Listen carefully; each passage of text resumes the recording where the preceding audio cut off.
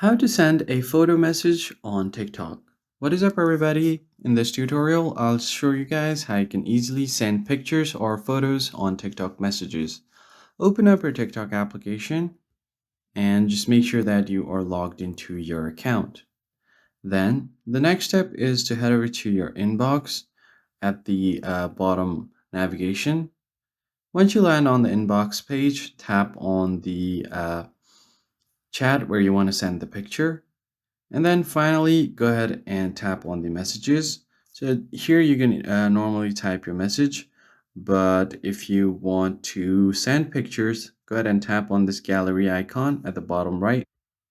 Now from here, you can send all, which also includes photos and videos. And if you want to categorize it with other stuff like your folders from gallery, you can tap on this drop down. Here I've chosen a folder from Adobe Lightroom, so I'm just going to go ahead and select a random picture here. So let me just go ahead and select this and then tap on send. Once you do that, you've successfully sent a picture as a photo message on TikTok. I hope this tutorial was helpful to you guys, and I'll catch you on the next one.